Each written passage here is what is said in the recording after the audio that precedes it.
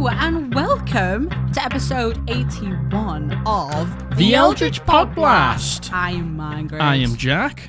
This is Batwolf. This is what? This is Batwolf. What's the Batwolf's name? I don't think Batwolf is merely Batwolf, you know? Just Batwolf. You're familiar with Batwolf. You saw Batwolf on Monday's episode. Or shall we have you name Batwolf? Well, as we said, Batwolf is like an amalgamation of like Rayla and TRP, right? It's like the best of both. You get the wolf and you get the bat. TRP. Yeah. And Rayla. We probably should have thought of this. Really, no, let them do it. Yeah, go on. Let them do it. You know what? I can't believe we didn't ask this last time. What do you think? What's the name of our mascot? What do you want to name them? Huh? What do you want to name this little Batwolf? I love this Batwolf. It's like, so cute. Obviously, we had the Batwolf for a little while before we actually like filmed the sponsor for last episode. And my favorite thing to do is when we're playing D&D, it's perfect. Just hug it. It's perfect head level. It's perfect head level to sit like this. So Batwolf's staying right here. So Batwolf is now here. So you need to name Batwolf. Name Batwolf. You need to come up with a name for Batwolf? Batwolf, and then we'll get a few of our favorite names and we can vote on it. Yeah. And once again, if you missed it, last episode we received our very first sponsor. We did. Thank you so much Delver's to Guide Delver's to Beast Guide World to Beast from World. Heartleaf Games. Thank you so much. And listen, Batwolf's staying. So, Batwolf do be staying. Listen, especially during spooky season. So, how is everyone? How are you? What you up to? What you eating? What are you eating? You really like the what are you eating questions. And you know what? So do I. The amount of comments of just what you're eating. I love that. I didn't really... Do you know what?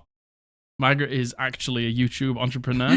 And she's found out the way to crack the comment section. But people love food. What are you eating? What are you eating? Go on, tell me what you're eating. Tell me what you're eating. We had a good one. It was a big, nice, juicy steak. Big fat steak. Yeah. Big fat steak. That's what I like to hear. I wish I was eating. We just ate some sourdough bread, and my gums are all messed up all over again. Sourdough bread, when you toast it, it just goes. It's my God, tasty. So hard. It's so tasty, but So it just tasty. goes so rock hard. I had a little bit of cheese and ham on mine. Yeah, it's hard anyway. I feel like that's the point of like Tough. a It's a little bit sourdough bread. robust. Yeah, it's a robust bread.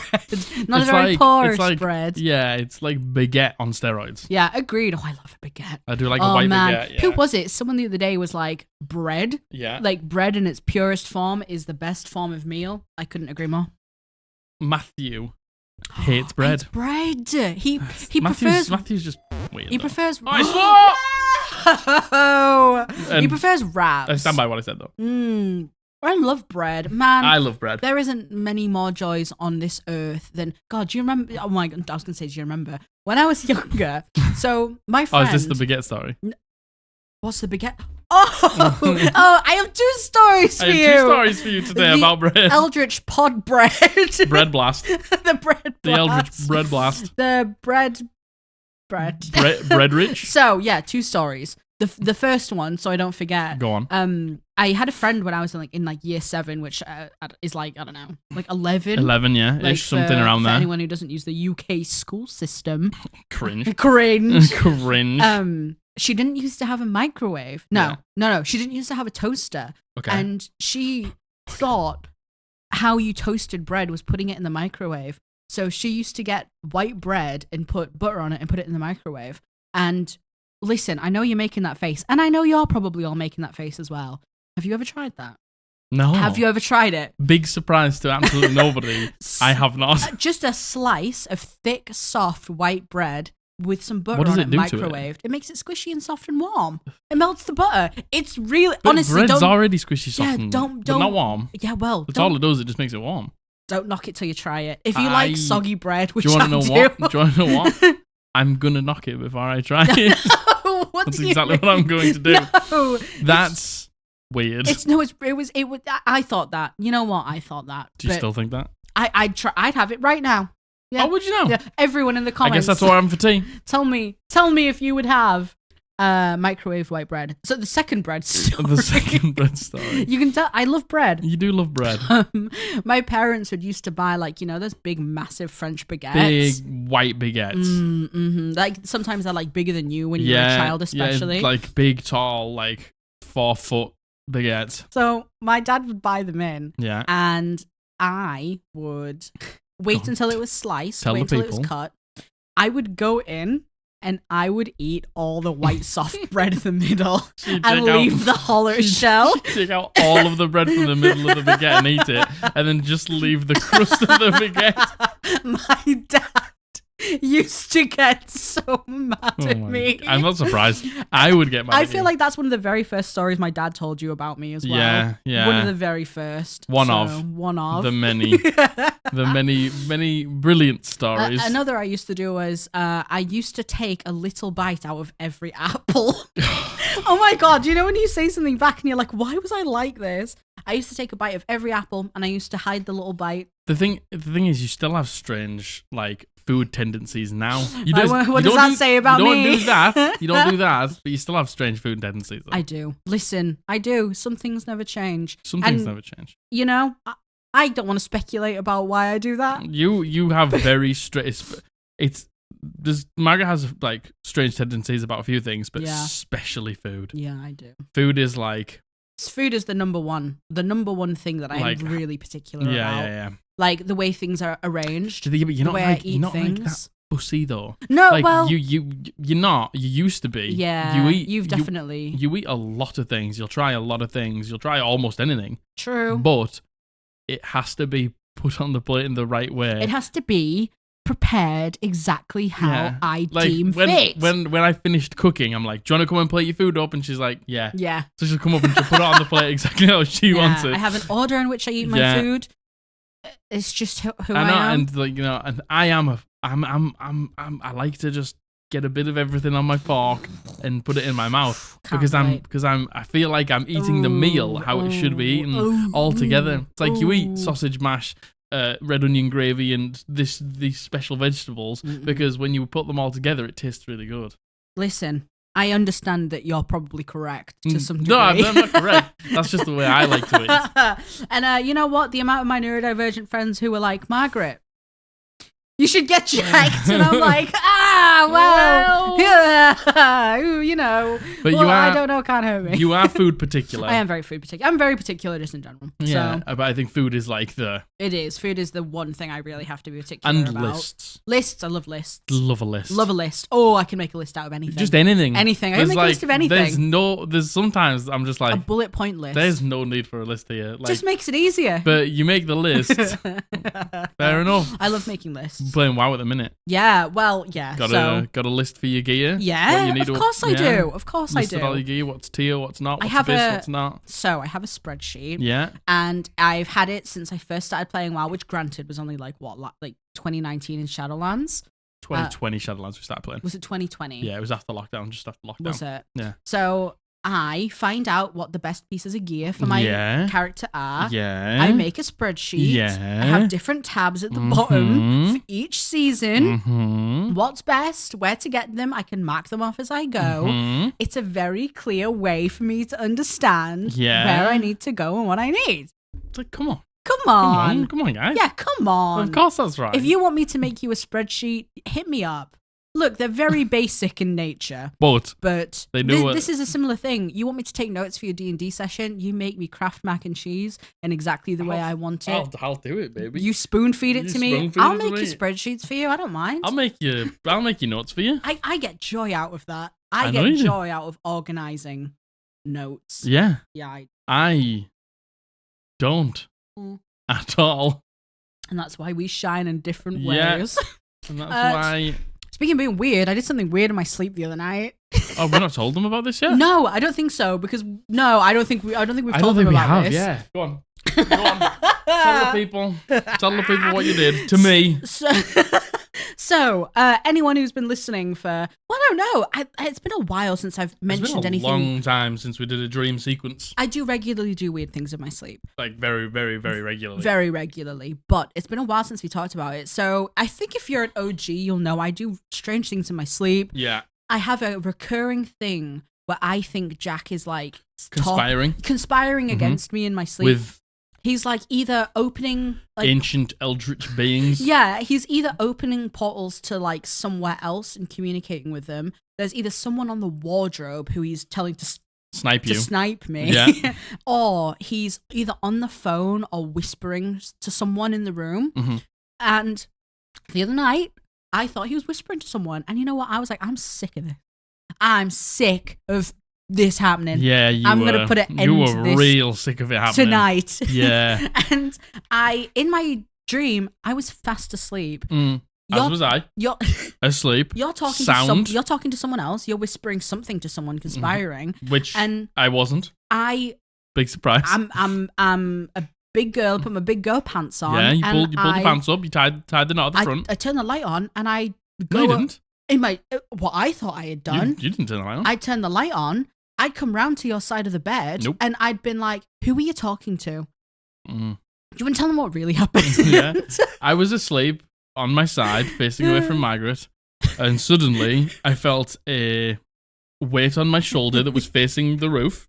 I turn and I look, and I'm being pinned to the bed by Margaret as she is over me in bed, pitch black, just going. And I say, "Babe, what are you doing? Margaret, what are you doing?"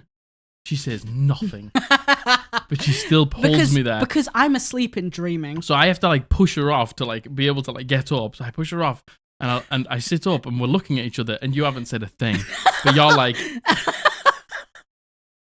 I'm like, Margaret, what are you doing? Margaret, tell me what you're doing. What's going on? What are you doing? And you're going.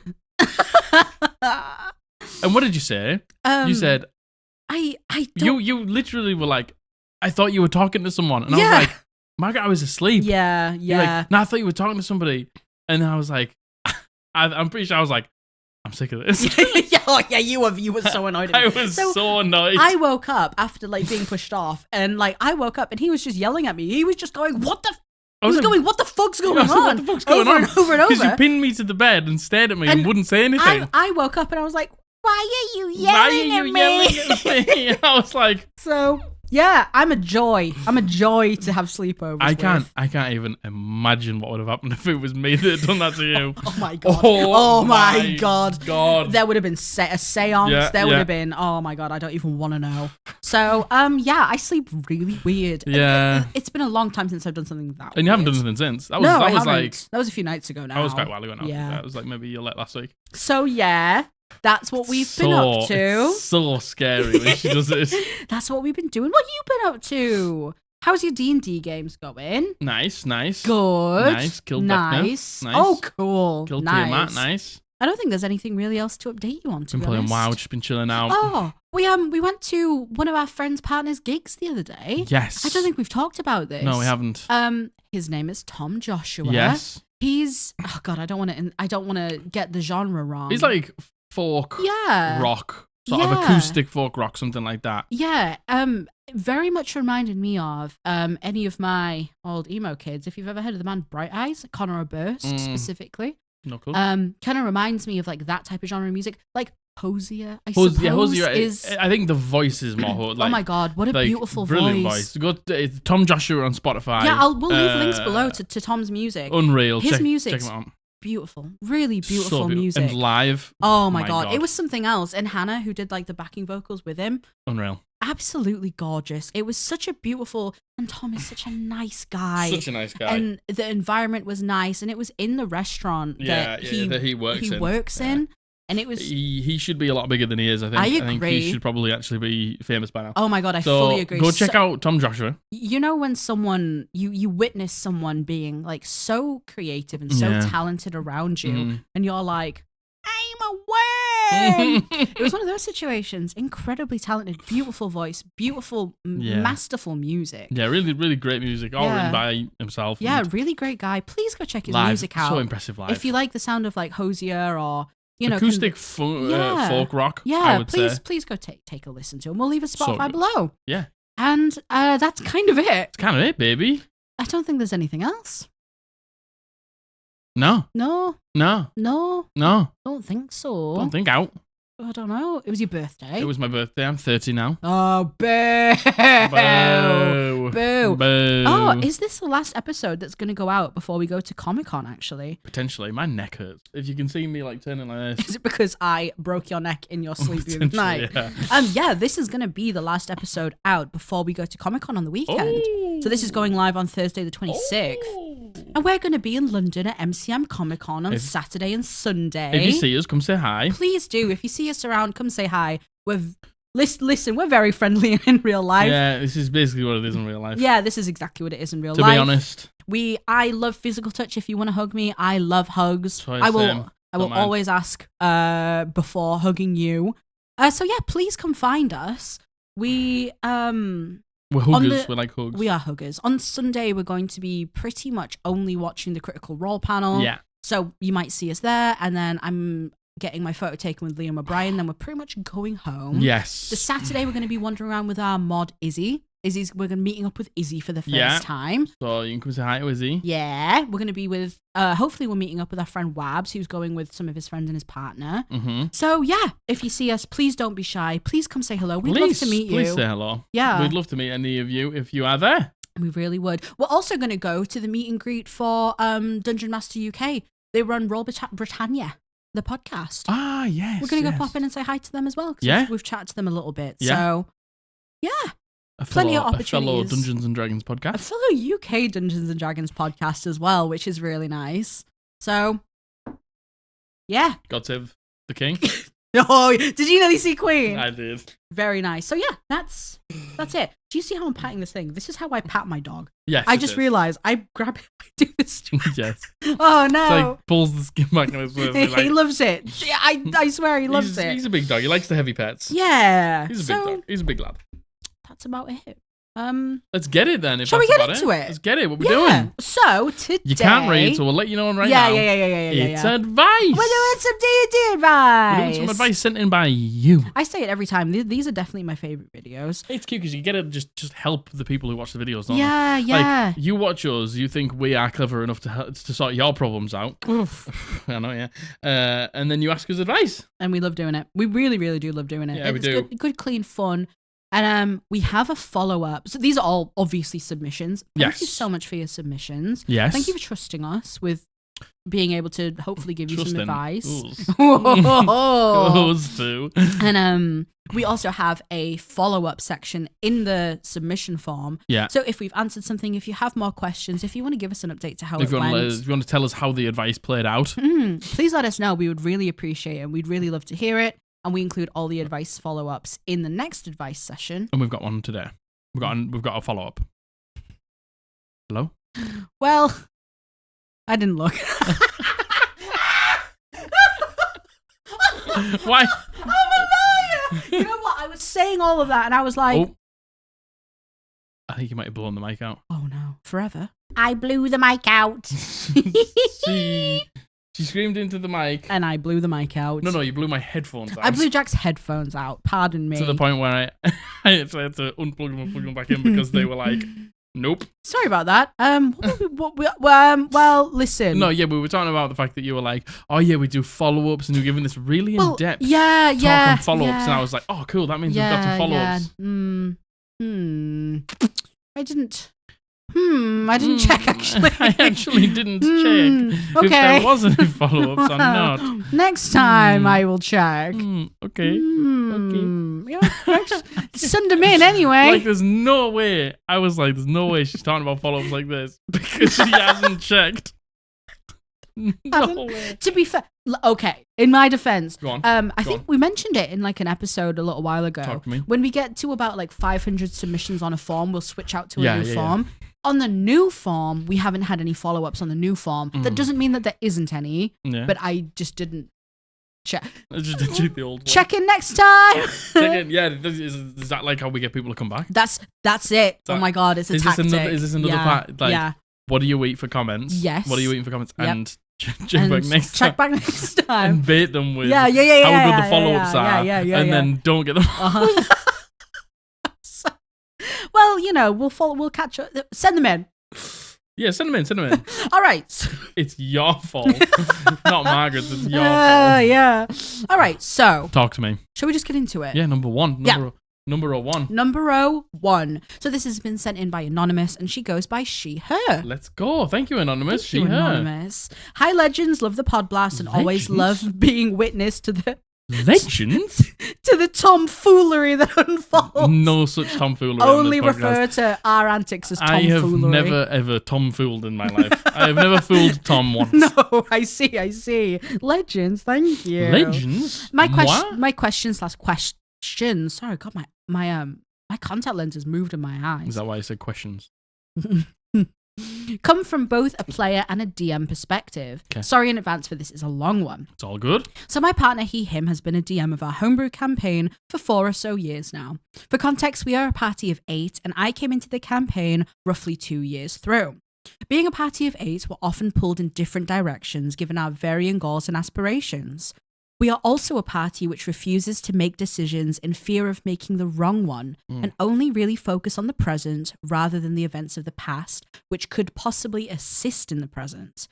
The majority mentality has frustrated the both of us. For him, it feels like he can't expand on his world or satisfyingly resolve story elements.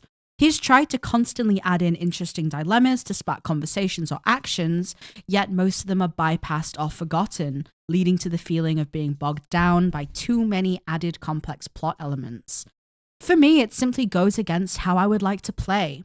I used to be the dedicated note taker, however, this affected how I connected to the story at the table, so I took a step back and only noted down things that were important to my character and specific points I wanted or needed to remember.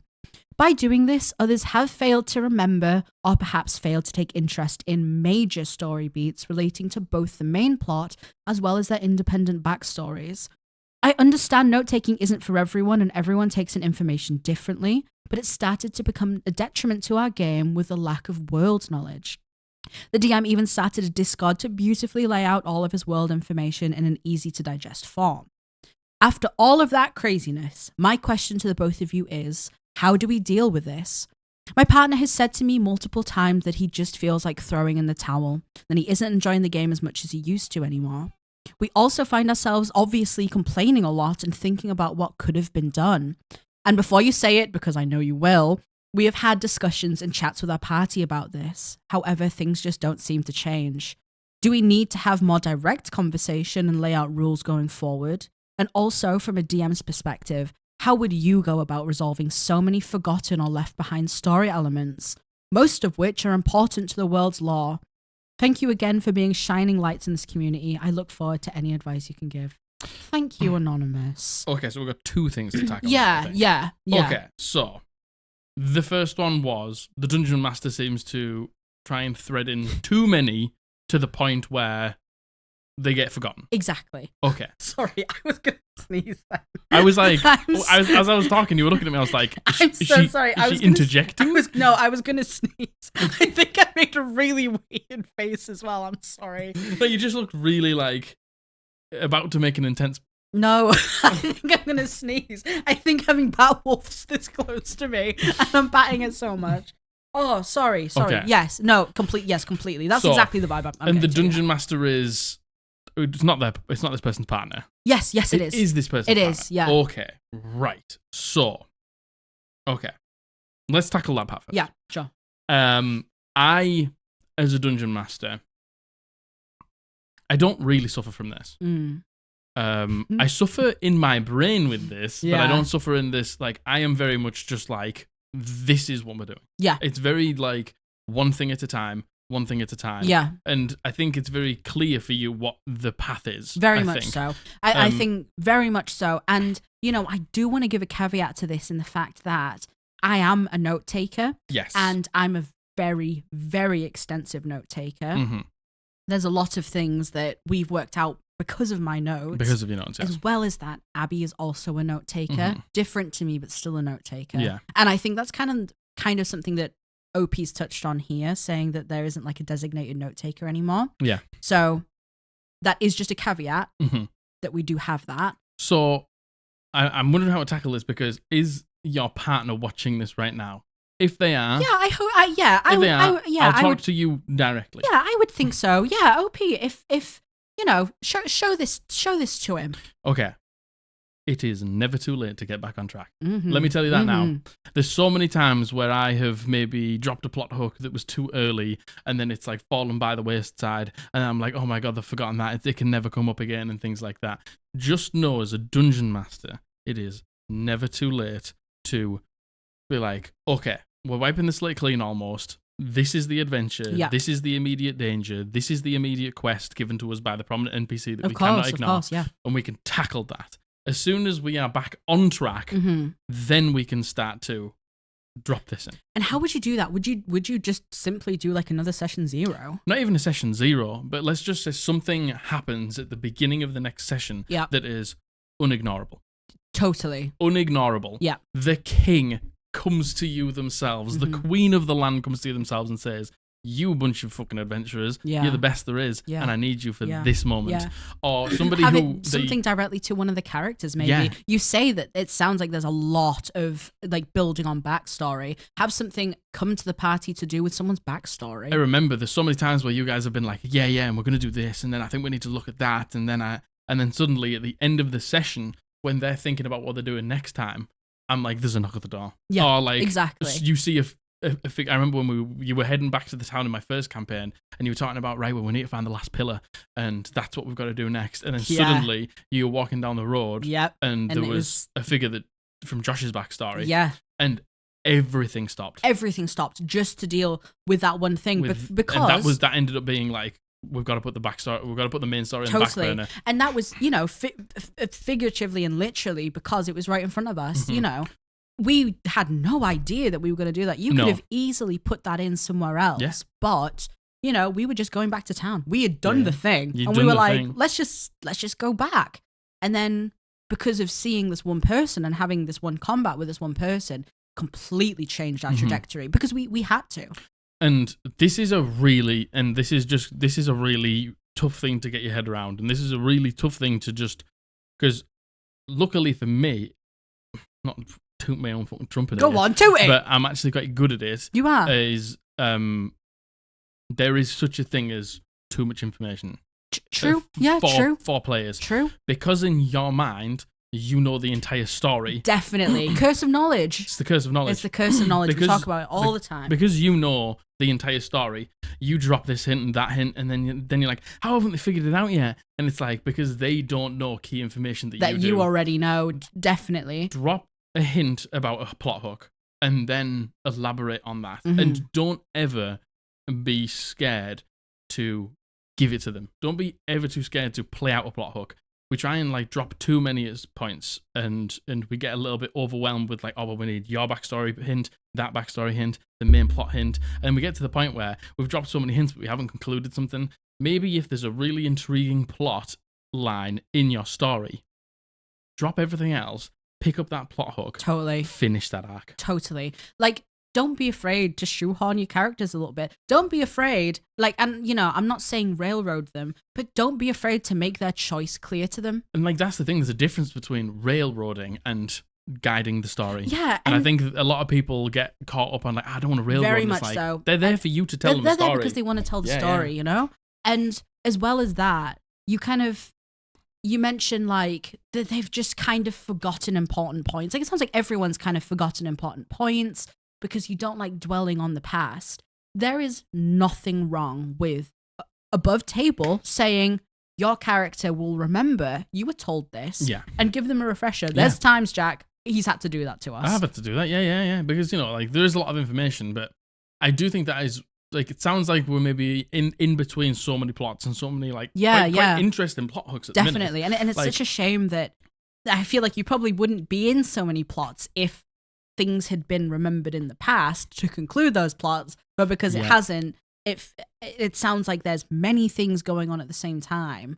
And the best advice is just focus on one, right? Focus on one. And the thing is, I know we can get like this, and this is just isn't our own head, and I might just be talking for you here, but there's so many times where we don't pay off plot hooks because we're scared they aren't going to live up to what we think they might be. Yeah. So you sort of like, I'll put the plot hook, and then maybe if the players don't seem massively interested, you're like, I will forget that one. We'll do that one later. But telling you, pick up one of these plot hooks, drop everything else for a little bit, focus on that, play that out, resolve it, have your players feel good that they've like figured something Totally. out, come to the conclusion of somebody's backstory, or like Totally. a plot hook that you've done, and then you can pick up another. Yeah, exactly. And you know, I feel for you, Never too late. and I understand that OP, who is DM's partner, has sent this in, but I feel for both of you, especially because she said here, you know, he said multiple times he wants to throw the towel in, and I think that probably is because you have so many ideas and you have so many things that it sounds like you've worked really hard on working out these backstories and everything, right? If you as the DM aren't getting that satisfying resolution 100%. to things you've thought of course it's going to weigh you down. I've told Margaret this so many times. Yeah. I live and die for D&D for those moments. Yeah, totally. And I think a lot of DMs do. Not to put words in your mouth, but it's like the reason I play Dungeons and Dragons. Yeah, same. And same. if you aren't concluding I would want to throw the towel in as well, being completely honest with you. If I wasn't concluding any of my storylines and I wasn't able to like give that like big oh wow moment, because I like to like play out like big, almost like anime style scenes at the end, so everyone gets, and that's like, what we love. This cool visual, this cool like ending, this chapter close, and it's like you need to feel that. And as soon as you feel that, I promise you, you probably won't have this feeling again. But that being said, I will also not deny you, if you want to throw the towel in, and you think that's the best thing to do, totally. That's a viable option. It is. Never think that's not a viable option. It is. If you aren't enjoying it, it's fine. There's a chance that, you know, based on everything that OP has said here, there's a chance that maybe you have a different DMing style. And you too, OP, you have a different play style. You've mentioned here that the way that they don't like to make decisions, they don't think about the past, is frustrating for you. It could be a case of not the right match. Yeah. And, you know, we're not saying go straight to that, but that's something you should consider too. And OP, you mentioned very, very adeptly too. We probably are going to say, have a chat to them. Yeah, if you've already done that, then I think it's more about action time. Let's do some action. And but, I mean, I would also suggest, honestly, having, as OP has said here, a bit more of a direct conversation in the fact of, and I think it has to come from the DM as well. Yeah. I think it has to come from your partner. Just getting everyone together and being honest and saying, I'm struggling because I understand that you don't like to look back on the past, but the way that I'm DMing, there's actually quite a few things looking back that would be really advantageous for you to have now. Could you try do this for me? Yeah. Could you try see how it goes? I promise I won't ever punish you for making the wrong decision. Because that's what they said here. They're scared to make the wrong decision. I won't ever punish you for that. Yeah. I will never do anything to your detriment if you perceive to have made the wrong decision, because there's no wrong decisions. Could you please try for me and see how it goes?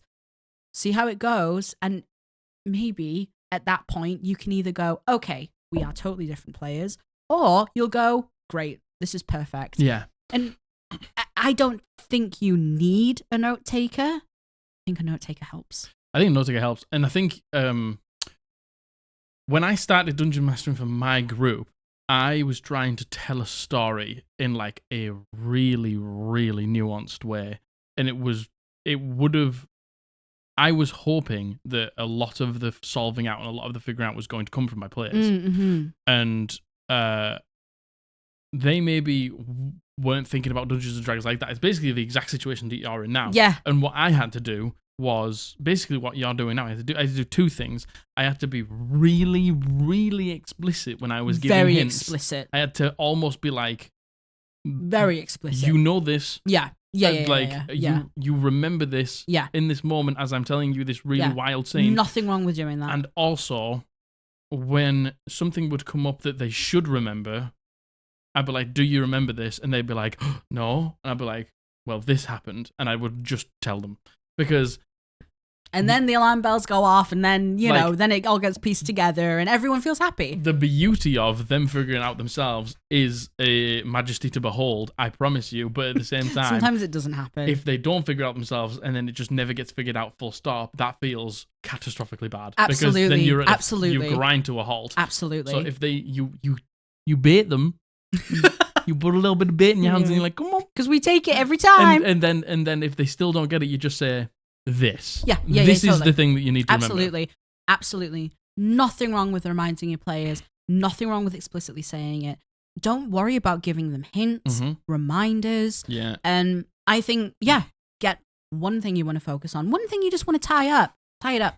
Just tie it up. Tie it up. Just pick up that storyline. Force it into their faces. Drive through. Yeah. Finish that off and watch them all go, oh, that was sick. Totally. And then you're like, right, next fucking plot hook. Yeah. Let's go. And I'd really like to hope that the reason that they're not, that seeming like they're invested in the major story points is because you just got a little bit lost along the way. Exactly. And I'd really like to hope that it isn't like an intentional thing. You know them better than we do. But I think that's it. I would have a chat with him. I would openly have a chat with him. If you want to have a session 0 again and go over all of this stuff, catch them all up. OP mentions that you've already made a discard with everything beautifully laid out. Refer them back to that. So many ways to do it. Let's fucking pick up a plot hook and fucking just give it everything we've got. Absolutely. Pay it off as a dungeon master. Yeah. And have that conclusion to that storyline, that backstory, whatever it is. Because then if at that point you're still like, I still want to throw in the towel, you know. Yeah. Oh, 100%. And you are more within your right to throw in the towel at that point. Of course you are. But I guess if you don't do that, you'll never know. Indeed. So I definitely think giving it a go, paying off the plot, seeing if it feels good. If it feels good, amazing. If it doesn't, we've got our answer. Absolutely. Totally. Really hope that helps, OP. I hope that helps, OP. I really hope that helps. And yes, please show this to your partner in your DM. Yes, and even to your party if you want. Yeah, please give us a follow-up. I know I'm like, we'll read them in every... You're a legend. You are. You're a legend. And thank you. Thank you very much for trusting us with this. And please keep us updated. We'd love to know. Let's get it. All right, this next one. So this next one has been sent in by Anonymous, and they go by they, them. Anonymous, they, them. Thank you so much for your submission to our podcast. Thank you so much, Anonymous. Hi, I would like to start off by saying that I love the Eldritch Podblast. I love the community you've built, especially in the Discord. We love you too. Thank you so much. So I have a group of friends who I've known for about 5 years. We're all 19 to 20 years old. For the sake of clarity, I will call everyone A, he, him, B, he, him, and C, she, her. Okay. A and B have DM'd the most out of all of us. A is DMing an ongoing campaign with us, and B has DM'd 2 campaigns before. Recently, I've gotten them to watch my favourite show, The Legend of Vox Machina. Yeah. In brackets, praise B. Yep. They loved the show, and B has become very inspired by it to DM another homebrew long-term campaign. Nice. The issue with this is B has never actually finished a campaign. He insists on making long-term homebrewed ones, but 2 times now he has lost interest in them a few weeks into the campaign. It's not unusual for him to become very excited about an idea for a short period of time, then lose all interest to make way for his new fixation. We're all very understanding of this, as we're all neurodivergent. However, my fixation is mostly D&D, and I take a lot of care into my characters and campaigns. This group has a running joke about my characters having long backstories. I try to keep them max 2 pages long, but even then, they always forget and ask me details. It really disappoints and frustrates me when a campaign ends without any resolution, especially when I get as excited about the campaign as B does. At this point, I have made a character for the new campaign, and I am absolutely in love with her. She is a Dampier Gloomstalker Ranger with a lot of inspiration taken from Castlevania and the original story of Carmilla. You're saying all of the right words. Sapphic vampires are my jam. Hell yeah, they are. Go. I've written and rewritten her backstory, drawn tons of art, made a playlist for her. But the closer we get to starting this new campaign, the more nervous I get about this one ending like the others. I had a serious discussion with B about this, and while he agreed to everything I did, he didn't really give a concrete answer about it. Just last week, we were supposed to have our first session, but the day before, I asked him about the world, and he admitted that he didn't have any of that figured out, even though he said he has the first entire arc of the campaign ready. I also think that I might just have a different playstyle to what they do. We have had session zeros and have a lot of communication about campaigns, but I don't feel like I click with them the way I used to or have in other groups. I also play online while others play in person since I moved across the country, but it feels so awkward just sitting there while they get distracted cuddling, especially B or C, or they just get up and leave the camera view to do something. We rarely have combat despite agreeing to liking it, and worlds feel too open to give any direction, but not planned enough to actually explore. We can't actually do things like go on shopping trips because neither A nor B plan out shops or items, and we can't always make one up on the spot. So we spend hours doing nothing, and not in a fun way. Basically, I worry that if we finally start the campaign, it's just not going to go anywhere, and B will get frustrated and lose interest again. And despite not feeling like this group is right for me, I'm still invested in my character and enjoy spending time with my friends. I just don't know if I want to invest so much time and thought into something that might not go anywhere.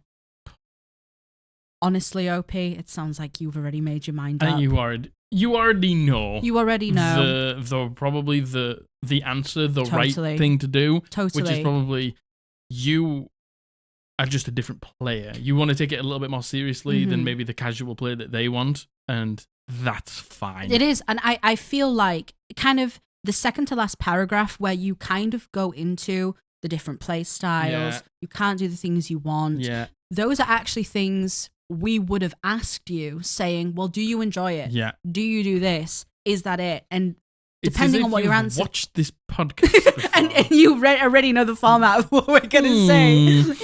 Interesting, then. Interesting. I think you already have your answer. Yeah. And if you maybe just want to have it confirmed, let us confirm it for you. Yeah, it sounds like potentially this isn't the right group for you. It's not the right group for you. And you can say it with me. You can still be friends with people and still appreciate them, but not want to play D&D with them. Like, this is such a common thing where it's like, well, they're my friends and they play D&D, so I have to play with them. And it's like, there is probably a world out there where there are strangers who you've never met before who will probably play a brand of D&D that is far closer to what you actually want than what your friends are giving you. Totally. Sounds like you have... Listen, anything related to Castlevania, I'm going to be like, best story ever. Sounds like right? It could potentially be... It could potentially be your magnum opus of characters. Carmilla? Yeah. Say no more. Say no more. Literally say no more. Like, you know what I mean? And the fact that you do get so invested in your characters, it's... Yeah. Oh, literally me. Yeah. And you know what? It goes both ways, right? Yeah. Like, it's completely fine for you to want to invest so much time and effort and care into your characters, and you can tell you do. In the same way, it's okay for B to get excited for something and then lose interest again. It's the two different ends of the same spectrum, isn't it? It's like, it's so weird because, like, you need somebody who... I told my players not long ago, like, let's start giving me backstories. Like, start giving me, like, the ideas, the general focus of your backstories. And they all came around for D&D the other day. Margaret and Matthew were helping each other on the computer do some things. So I was stood out here with Josh and Abby, and I already knew your backstory. Yeah. And then Abby came to me, and she was like, you told me a little bit, tell me more about your backstory. So she, like, whispered it to me, and then Josh told me his. And I was like, my brain's already working and I already think I know what I'm going to do with your backstory. And I can see their physical excitement about like, oh, like, yeah. What you think? And I'm just like, I think you need, not somebody like me, but I think you need somebody who like is going to understand how much effort you put into your character and take it and do something with it. Totally. And bring it to life. Because it is a disservice to you for you to put in this much effort and for it to just fall apart. And Yeah. If, you know, like, everyone's different. I understand, like, fixations and things like that. Totally. It's so normal. Yeah, it is. It is. And, you know, I do want to not defend B here a little bit, but, you know, like, B is also very much in their right to lose interest and not be bothered. Totally. And, you know, and to like, run it how they run it. And that's fine. In the same way, you know, the same for you, OP. And, like, you know what? We say it all the time. And this is advice that we need to take for ourselves, too. If you're feeling worried about it, if you're already starting to have doubts about it, you're thinking all these things about it, there's a reason why you're thinking all of those things. And listen, I know that an anxiety disorder is a thing too. Yeah. And sometimes it's really hard to distinguish between what is my mind making up and what is my gut feeling. Yeah. You've given enough examples here to show that you've already thought this. And, you know, you say you're still invested in your character. You can take that character. That character's not going anywhere. No, exactly. That character's still a thing. Exactly. And you can still spend time with your friends, just not play D&D with them. Go on. I know exactly. Go on. You know what this finger means, right? I know what the finger means. Join the Discord. It's been crazy. recently. Yeah, no, it has. Have you seen it how has. there's so many dungeon masters who putting up? One of them went up today. A new dungeon master post went up today. Actually, And there was like 3 or 4 last week. Yeah. There's There was. There's new dungeon masters in there all the time looking for players. I think we're actually at a point where we're getting almost an equal balance. Yeah, no, I agree. And So- you mentioned OP that you play online anyway. You so play online anyway, so it's not gonna be indifferent. totally, Like absolutely. yes, they will be strangers, but also you got to understand that these are strangers who watch this podcast, who uphold these values, Yeah, exactly. who you can, who you know you're gonna be safe. Yeah, absolutely. So- 100%. Hit up the LFG in the Discord Yeah, and totally. find a party in there because, like, you know, these are all people who hear what we say on this podcast. Mhm. And hear that, you know, like characters are a special thing to people. Yeah. And you should never change, by the way.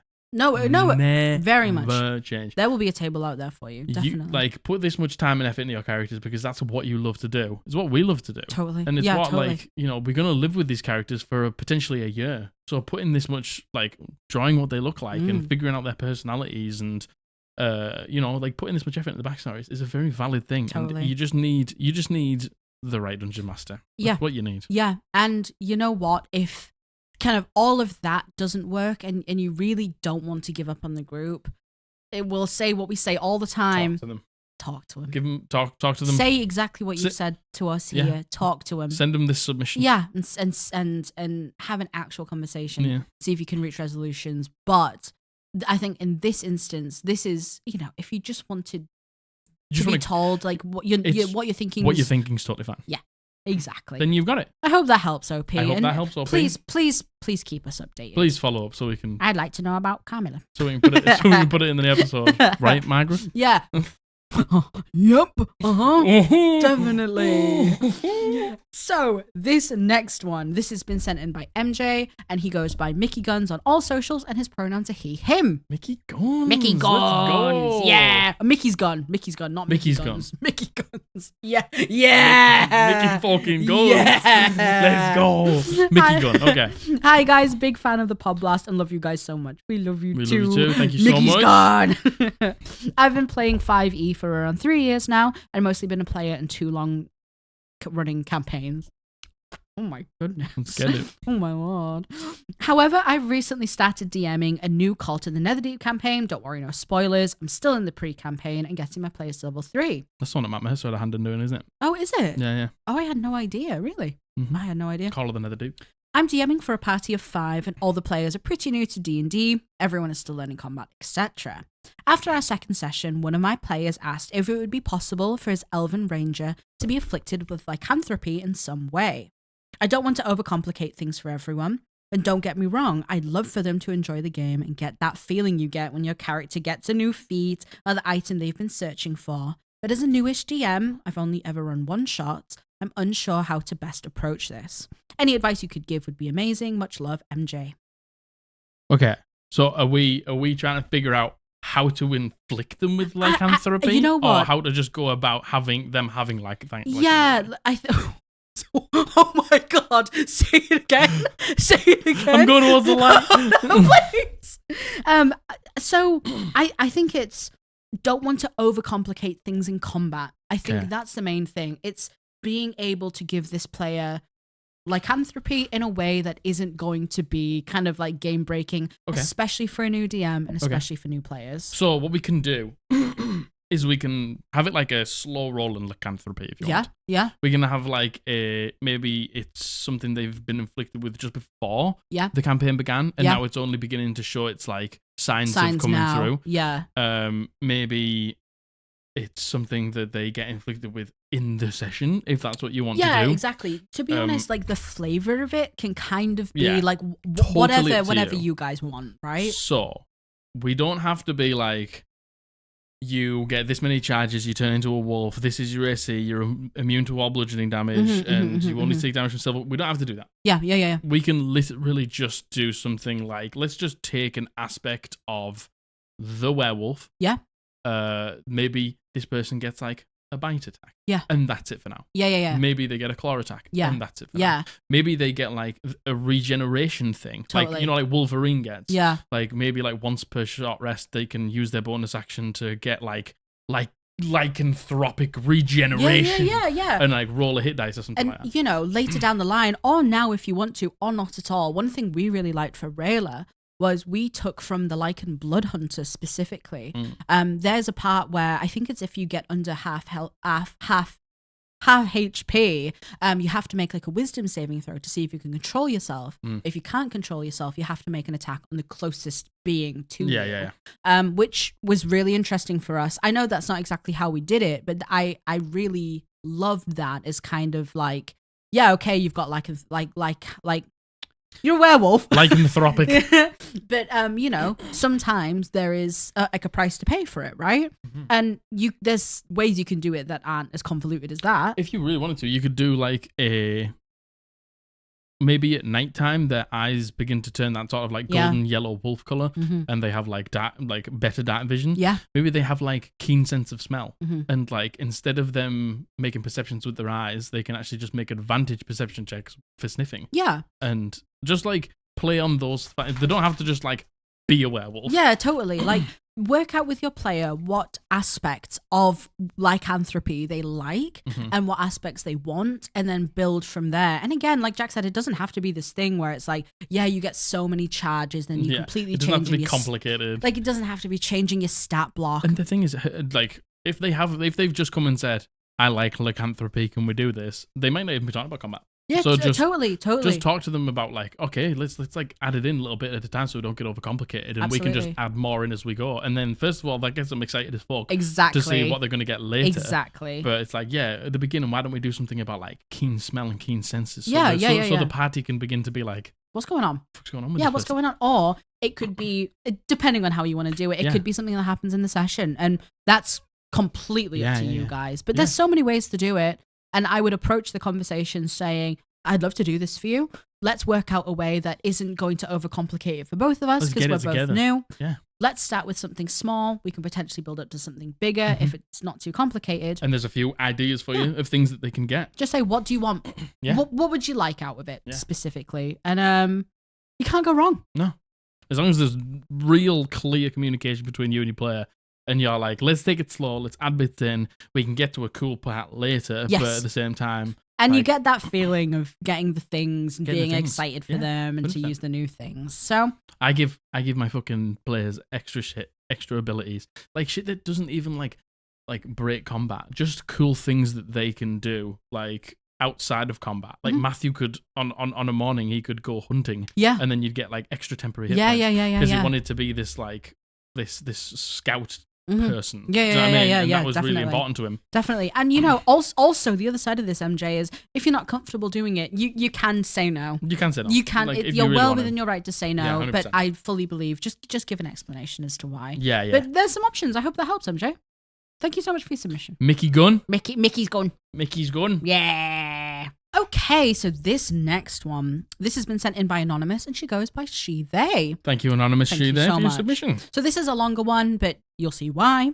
So hi, Margaret and Jack. I'm a new DM running my first ever D&D campaign, and I found myself in a tough spot. Before we start the game, two of my players, we'll call them B and C, came to me with conflicting characters. B was a devout follower of a certain god, and C was staunchly opposed to this particular god and any god in general. I thought that this would make for a great opportunity for interesting roleplay and a fun narrative arc where these two learn to get along / respect each other's differences, and the players themselves were excited for the same opportunity. That was until we got into our first in-game argument. The group of players I play with have a history of enjoying conflicting interests within the party, as we all feel it makes things more interesting. So when B and C started having a disagreement, it didn't immediately raise concerns.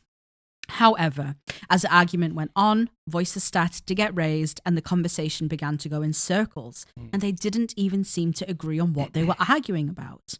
Some of the things being said started to feel personal to the players rather than the characters, and by the time I had picked up on the very real tension in the room, all the other players at the table were beginning to look visibly uncomfortable. Do you hear the way I said room there? Room? Why did I say it like that? Because you're just hilarious, and we just all love you very much. Thankfully, I used safety tools at my table, and one of the other players used the stoplight system to say that this was freaking them out. I was trying to figure out how to intervene in any way, but once I saw the red light from another player, I stopped the game entirely so we could all take a break and check in on how we were feeling. That's great, by the way. Well done. That's wonderful. You implemented a safety tool, and it worked. Yeah, that's wonderful to hear. The arguing players said that they were fine and it was just roleplay, and I wanted to believe them because I was hesitant, but this wasn't the first time that I felt like there was tension between these two people. Turns out I was right. They both individually told me that they had started to feel like it was personal, and I encouraged them to talk about it before the next session. They said they would. Before the next session, I spoke with both of them, and they assured me that they had worked out the issue and they got along just fine in the session. But fast forward to our most recent session. B of them didn't show up, and when I called to see if they were coming, they informed me that they wouldn't be joining today because they weren't feeling well. That's fine, I said, feel better soon. We did the session, and after it ended and everyone left, I got a text from C informing me that they and B were no longer on good terms. As of now, I have no idea what happened between the two. I told C it's not a good idea to have them both at the table and that I will talk to them individually to figure out if one or both of them will be stepping away from the campaign. Mm-hmm. When I reached out to B to see how they were feeling, they actually made no mention whatsoever of whatever was going on between them and C. Okay.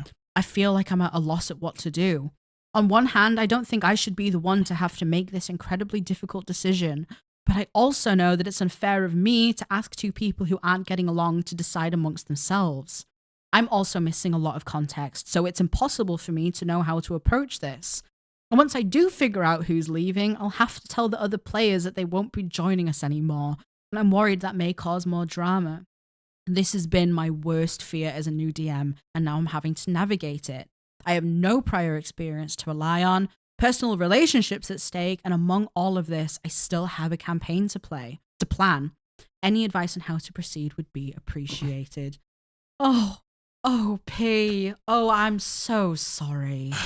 Oh, I'm so sorry. And listen, when you get a group of people together, sometimes these things are going to happen. Like, you know, conflict has always been a thing, and sadly, it goes over into D&D. Yeah, I really feel for you. So, first of all, it's okay.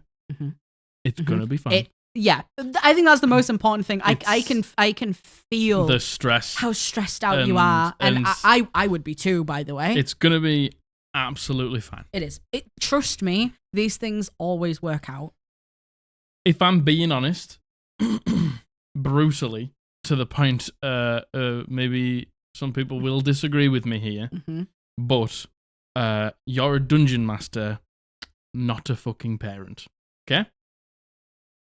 If two people cannot figure out their differences and put it aside to play Dungeons and Dragons, that's on them. Okay? Yeah. These two people, in my opinion, need to figure it out. Yeah, see, it's so difficult because no one has any context to what's happened. No, but at the same time, like, you're a dungeon master, you're a person, you probably have a job, a life, friends, other commitments. It's hard to have to manage. It's so hard to take on everyone else's shite on top of that. Be as involved here as you would like to be. Yeah, see, I agree completely with what you're saying. Give me a sec. Sorry. Give me a sec. Be involved as much as you like to be, but in my opinion, if you wanted them to figure this out themselves, that's totally fine. Yeah. But if you want to be involved and you want to, like, adjudicate a meeting between the two, also fine. Yeah, I think it's one of these things. I completely agree. You should not have to be dealing with this. Like you said, you shouldn't have to make the difficult decision. No. But especially because you're kind of like an outside party to it. Like, yeah, of course, you're all friends and you're the DM. Yeah. But it's one of these situations where people are going to turn to you to have to deal with it anyway, unfortunately, because that's just how, not the hierarchy is, but, you know, it's a group of people that everyone has to kind of deal with this. Like, I think there's a couple of options here, right? Yeah. Like, I think one option is you can say to them, can you two be in a game together? Yeah. But just, is the group big enough to do that? Because if you've got a group of 4 people, it's going to be tough that 2 people don't talk. Totally. Like, man. Can they be in a group together and not do this? If they can't, like, how are we going to decide who lives and who stays? Yeah, I think the best thing to do is get them in a message together. Yeah. Get them together, just you, just those two. We've had this similar thing before. Well, we've haven't had we? such a similar thing. Yeah, and you know yeah. what? It's kind of almost exactly the same, Exactly the same. except for in the other submission, it resolved itself and the DM got them in a private chat together and they talked it out and there was no actual falling out. Unfortunately, there has actually been a falling out here. Yeah. Like, get them in a conversation together and say, we're going to have to do something about this. We're going to have to figure this out. I need to know from you two, how much do you want me to be involved? Or if you don't want to be involved at all, OP, you say, I am not going to be involved at all. Which you are more within your right to 100%. do, which is what I was saying. No, 100%. You either say, look, I'm not being involved. The options are, you both stay, you work it out, and if anything else comes of it, you both have to go. Yeah, that's a good one. You can either decide between you two if just one of you wants to leave, or you both go together now. Yeah. Like, you can give them those options, and it's up to you how involved you are in that. If you both stay, like, anything else, then you both have to go. Yeah, yeah. And it doesn't, obviously you can word it so much nicer than that and just say that. Yeah. You're both gone. Yeah. You're on the chopping block, baby. Get out of here. Yeah. I think you need to be literally that clear with them, though. Like, you need to say, get them together, say, I'm aware of this. We have to do something. Here's the options. This is as involved as I'm going to be, or if you are comfortable being involved, say, how involved do you want me to be? If it were me, again, it's so hard because you don't know the context of what's happened. It's like, do you want to just give them one last chance? But the thing is, it's like, has one of them fucking started this? Has one of them been the... Has something kind of awful happened between the two and one of them's the instigator and one of them isn't? I think the fair thing to do is... First, probably fucking find out what's happened. Yeah. Because if it's clear that one person's just being a asshole, yeah, totally. Then we know. Then it's easy. It's like, well, you aren't playing anymore. But at the same time, does that get you involved in the to drama a degree even that you more? don't want to be? And you know what? I would actually follow up with what I said of getting them in the conversation and say the group needs to know. Yeah. So could either one of you, both of you, or me, if you want me to, and you're comfortable with doing it, say, this has happened and there is a decision being made, just so people are aware, because it sounds like, OP, you're really worried about telling the other players and that causing drama. They have to hear about it prior to this happening. Yeah. I think. Okay. Like, make them aware of it so when it happens, they're not like... Do you not think that making them aware of it, do you not think there are... Clearly the group is aware that there is like conflict between the two? I don't think they're aware that they've fallen out because... B didn't turn up. Yeah. They played completely normally. Everyone left and C stayed back and was like, by the way, this has happened. Yeah, okay. So I think, there's a few options there. Yeah. Be as involved as you want or not. Totally. Give them, I would say, you can both join a game, but if anything like this happens, you're both gone. Yep.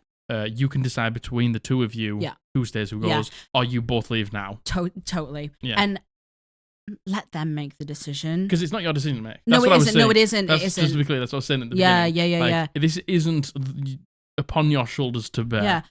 Although I would argue, if you wanted to make the decision of both of them leaving, I think that's also well within 100%. Your right to do too. Yeah. Like, they're causing drama at a D&D game that, we don't need. This is such a grey area, but another one of your players was affected by their arguing enough to want to put a stop to it, by the way. In game. And if you decide that they're both going to stay, but they're on like a last warning situation, you also need to set the stage to be like, we are pulling all inter-party conflict between you two off. That's off the table. Like, yeah. I fucking hate inter-party conflict personally. Yeah, like the inter-party conflict that we're having here. Oh god, this type of inter-party conflict. I have no time for it. No, personally. Same. No, completely agreed. To me, I think like inter-party conflict about like maybe like a moral decision or like totally. What do we do next? Totally. Or like just things like that. But like just hating someone's god and then Agreed. literally just coming to blows about Agreed. it and shouting at each other and stuff. I haven't got time for that. I think there's also a kind of a tasteful and respectful way to do that. Yeah. Not between people who already have like a cracked friendship. Yeah. This is such a tough situation, OP. I'm so sorry. Yeah. But I think get them in a private chat. That's the way to tackle it, I think. Say to them, think about the options that you think are fair. Mm-hmm. I would say you both stay. You're on one more warning. You choose who leaves. You both. And in the meantime, please make the other people in the group aware of it. I wouldn't even say one person gets to stay. If they come back and agree to do something and then break that trust, I think they both go. I completely no matter what. They don't get to decide at that point. I completely agree with you. I think it's both go if they get kicked out again. If they come in and they argue again. Yeah. I think OP, you have to be, and I know it's hard, you have to be very clear. You can still be very pleasant and very empathetic and very sympathetic, but be very clear with them and be clear. Do not leave any room for speculation. And if they stay, you say no more inter-party conflict between you two. Oh, you both got because you've made us all feel so uncomfortable with it as to a point where you've had to put a submission into a podcast. Totally. You know what I mean? OP, I'm so sorry. But OP, it's gonna be okay. We're sending you lots of love. We're sending lots of positive vibes. All the squaddy bees are letting you. Yeah. For the 100 comments. Oh my god! Oh my god! That we're going to get now. Yes. Right. Yeah. To add to the 100 comments that we're aiming for now. Let OP know that everything's going to be okay, and we're sending some squad blast of love. Please update us, OP. Please let us know how this goes. I must know. Can you pour some of that into here for me? Pour one out for the homies. Pour one out for the... Yeah, see, we're pouring one out for you, Pouring one out for you, homie. This one's for OP. Thank you. Cheers for OP. That one's for you, OP. Yeah, I'm sorry, OP. Pouring one out.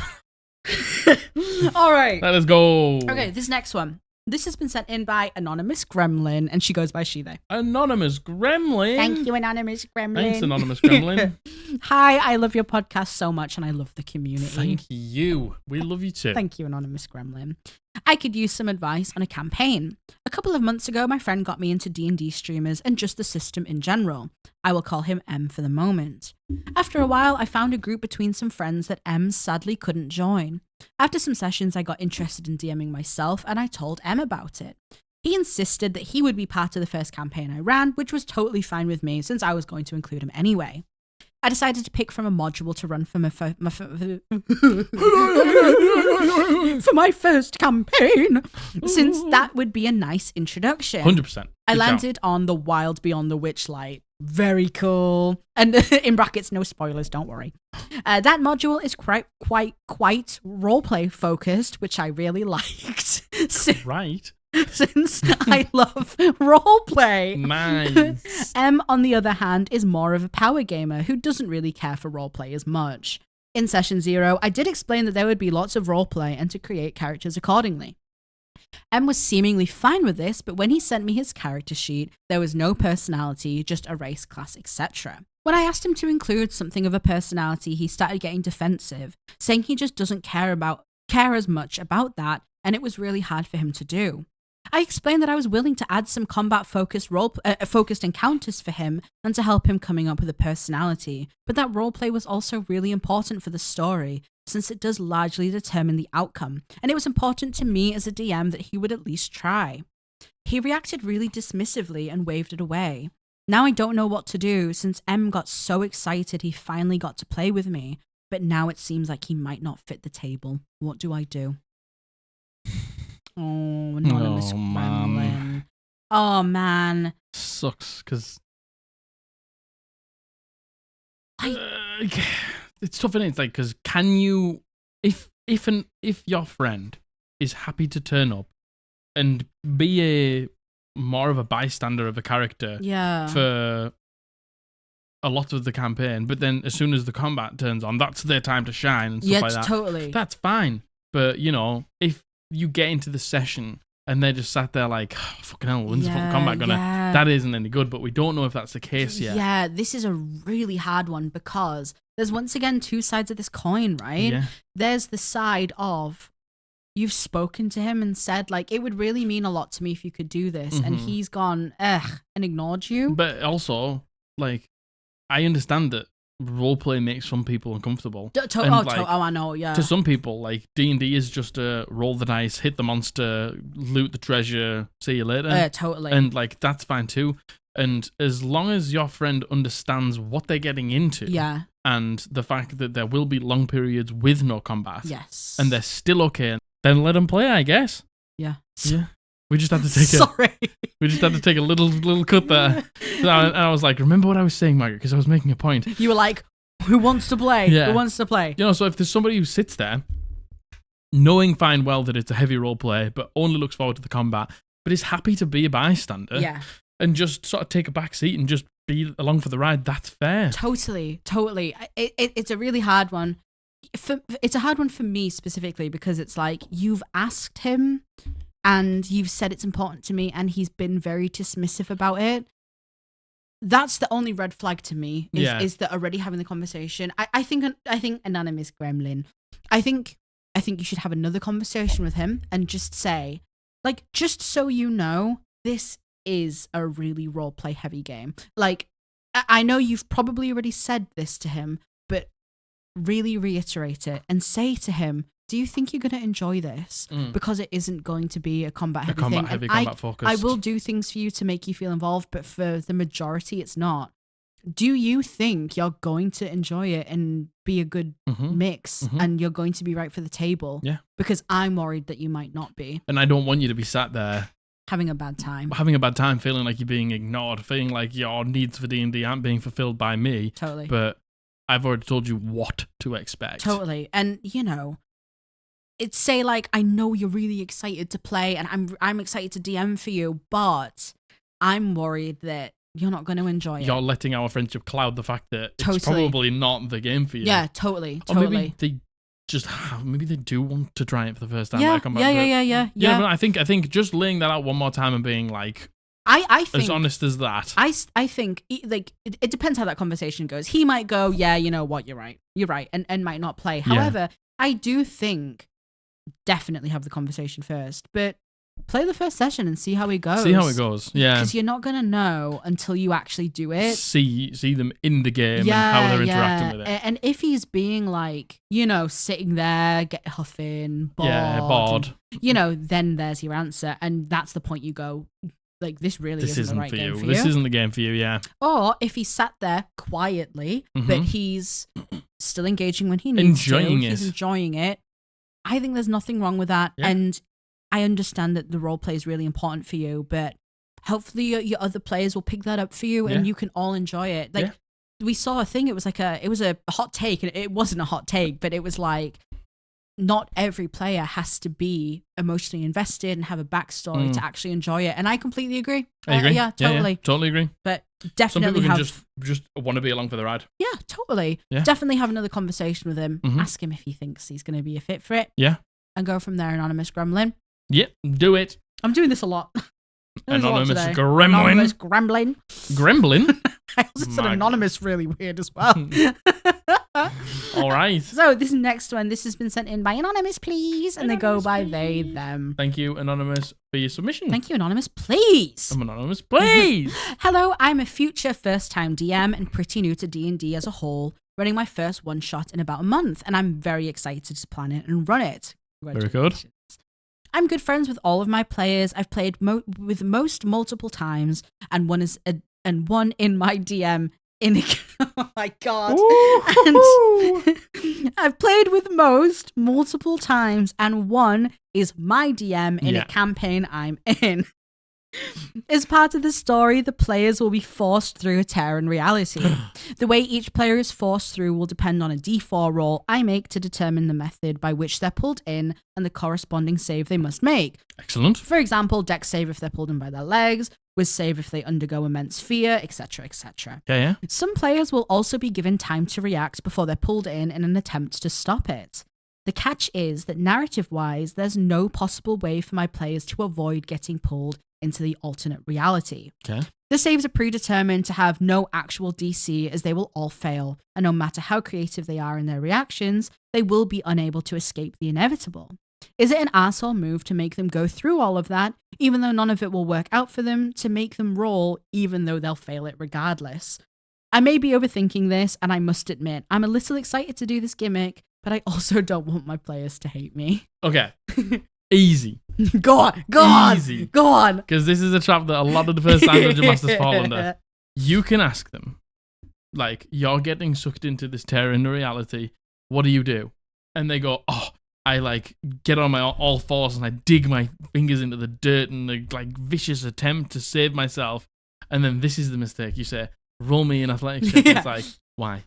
You can ask what they do, have them describe it, because that gives immediate flavor as to how their character, do they run in fear? Do they just try and dig in? Do they accept it? It gives them the creativity. It gives them the creativity, and they can explain it. And you say, right, okay, yeah, you describe the way it happens. Describe it. And then at the end you just say, but to no avail. But to no avail. Your fingers slip from the ground as you feel weightless as you get sucked into the terror of reality. Like, just take the dice roll out. Do Do exactly what you're doing right now. Yep. Ask them, have them think of creative ways to try and escape, but just don't ask for a dice roll because it's inevitable. A really good way to circumnavigate the potentially having to ask for the dice roll is, what is your character feeling? Yeah. That's a really great way. What's your character feeling? What is your character feeling, and how do they try and escape if they do want to escape? What are they thinking? Yeah. What's the last thought they have as they're pulled into this thing? You know what I mean? Yeah, there's 100%. So many ways to circumnavigate that. The roll. Like there's in that circumstance where there's no opportunity to leave, like, because the thing is, right, say they roll an actual 20, and then, because that will feel bad. Totally. And then there'll be the celebration, and then all eyes will be on you, and then because you already know they're going to fail, it's kind of one of those things where it's like, all the jig is up then. You know what I mean? And then all other rolls, basically. If that first roll is an actual 20, and the thing is, right, and this is sadly just the inevitable. You're a first-time dungeon master.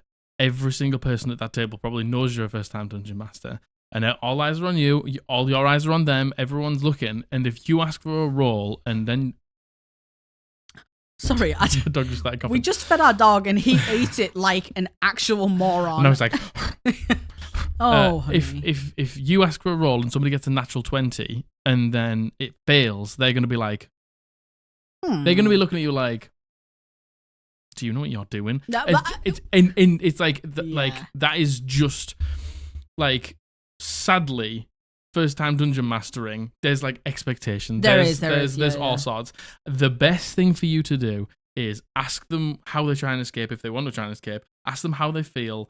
You can describe everything. Just don't ask for the roll. You can just say, describe what it looks like as you're pulled into this hole. Yeah, 100%. Yeah. That sounds great. What's your character doing as they get pulled into this hole? Yeah, like that's that. And you know what? This is great advice, like going forward for any new DMs. Any DM, you don't have to be a new DM to do this. If there's things that you want to happen, make them happen. They just happen. Just don't ask for the dice roll. You don't have to ask for a dice roll every time. And going about saying, what's your character thinking? What's your character doing? What do they look like? That's a really good way to avoid kind of getting into that spiral of people asking for rolls as well. Yeah. So I hope that helps. Hope that helps. Yeah. Yeah. Nice and simple, that one. Yeah, that is a nice and simple one. And the thing is, like, you do get in your head about these things. Oh my God, of course you do. Absolutely do. God, of course you do. 100%. 100%. But don't worry about it. And congratulations and good luck. That sounds awesome. That sounds really cool. Yeah. Sounds like you've really thought about it. Yeah. So good luck, Anonymous, please. I hope you have a good time and let us know how it goes. Hell yeah. Thanks, Anonymous, please. All right, this next one. So this has been sent in by Anonymous, and he goes by he, him, or any, really. Thank you very much. Thank you so much. So this one I am going to approach. I am going to leave some information out because this is actually pertaining to something in specifically our Podblast server. Okay. And I'm going to be honest, I considered not putting this one in. Okay. Because it's obviously really hard and we're biased towards our community. And the Discord is somewhere that is a safe place for everyone to go and find games to play with. But just because it's all of the above and so much more, it doesn't mean that there isn't still things that people want advice for, and Yeah. there isn't still situations in which people aren't exactly the perfect match for each other. Yeah, it's like we say, like you could be best friends with somebody and not play not play the same type of D&D or not get along playing D&D together. You can have all of the same values, be in this community, Of course. but things just might not. The dungeon master just might not tell a story that you like. Yeah. Like that's still And a thing that happens. It's still a thing that happens, and that's so normal. So normal. That's normal for all the DMs out there, for your players to feel like that. It's normal for you as a player to feel like that. Just because you agree on everything else doesn't mean that you're still going to enjoy playing D&D. Yeah, 100%. We say it all the time. You can be best friends with someone. Best friends. Not enjoy playing D&D with anyone. Yeah. So that's why I put this one in, because I wanted to show that, you can have all of those things and still not know what to do sometimes. Yeah. So I am going to leave out a little bit of information in the submission. So if you're watching this OP, I've only left out the bits that maybe might be identifiers, just to protect the person this is about. So hey, Jack and Margaret, big fan of the show. Staying anonymous because it's likely my group will be listening to this, but I need some major advice about my current D&D group situation. Okay.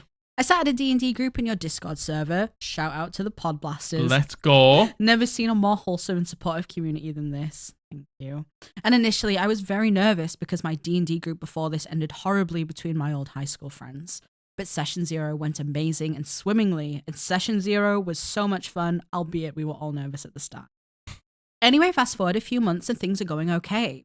I've personally had some problems with a few players, but nothing that made me want to stop playing. But it has taken away from some of the fun of the game, and it's gotten to the point where I'm forcing myself to come every week. And I've been thinking about leaving. And I know what you're going to say.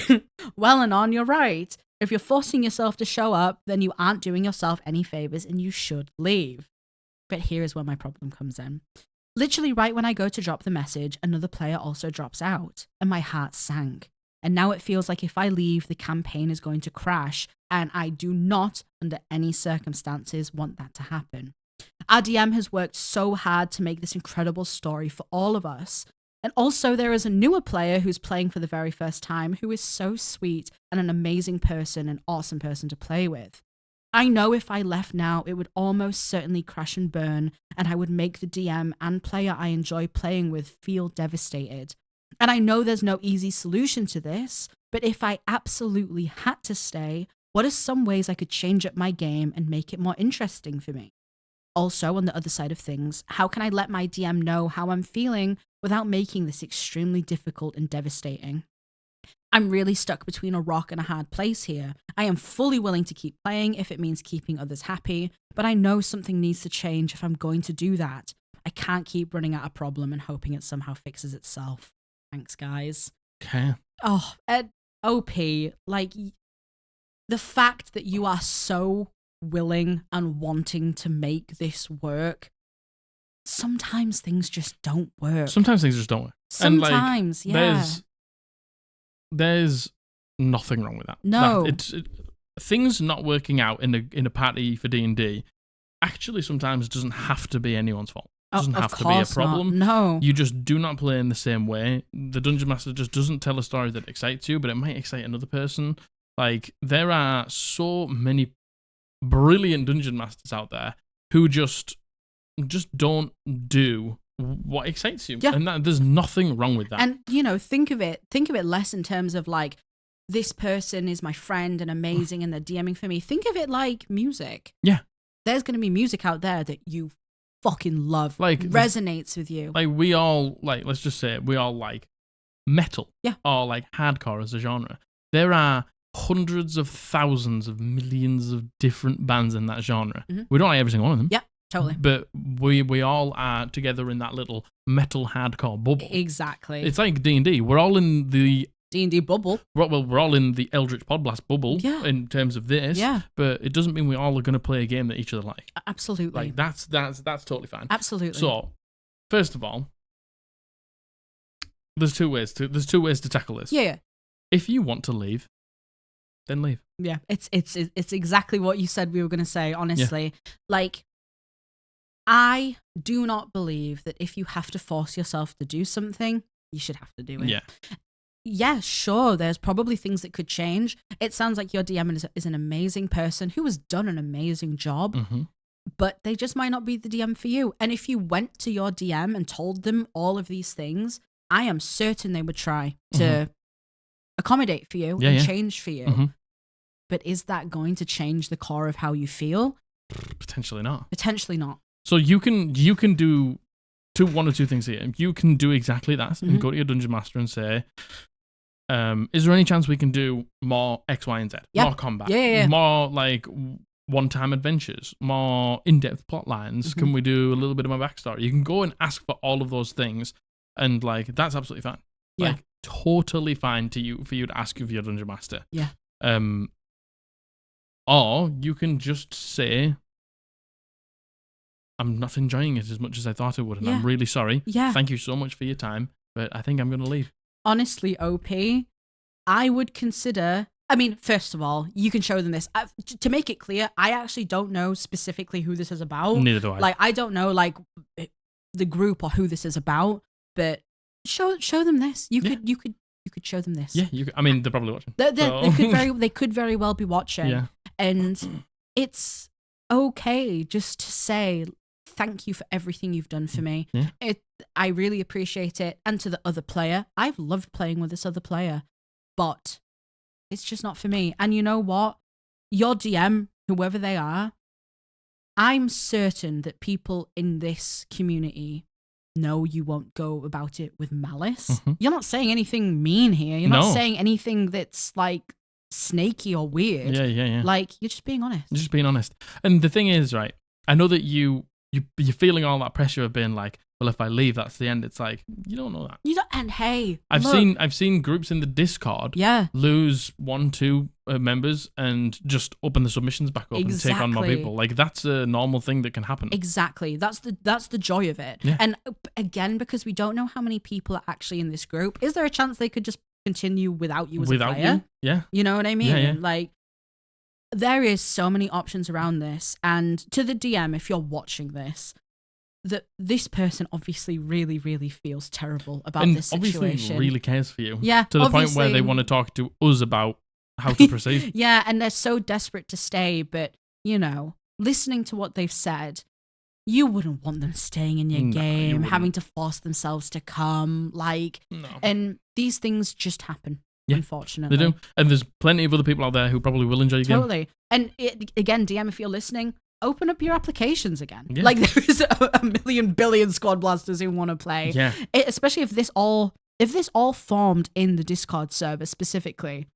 There's so many people who would love to play with you. To have a game. Totally. And it sounds just play a game, to be honest. And again, you know, I understand we're being maybe a little bit more sensitive about this because it pertains to our people. Yeah, and we love our people. It pertains to our community, so of course we are. And like, you can just see, it's just so nice to see the thing that we've created here. Yeah. As you are like, you just love this community so much. And you want to preserve it as much as you can. And you want to preserve it so much. So it's just like, we just look out for each other. So let's just, you know, you've done nothing wrong. Your Dungeon Master's done nothing wrong. Neither of you have done anything wrong. If you two need to part ways, that's absolutely fine. The game can continue without... It doesn't have to continue with all. That's absolutely fine. But we've always said if you don't want to do something, you shouldn't force yourself to do it. And OP, I would leave that up to the DM. I know you're like, oh god, it will definitely crash and burn, but it's up to the Dungeon Master. Yeah, and the rest of the team. Totally. Like, it doesn't have to. I hope it doesn't. Yeah. And I'm sorry to all of you. To be honest, that's just life. It happens. Is what it God, is. the amount of games we've had to drop out of just because we didn't fancy it. Yeah, just it happens. It happens.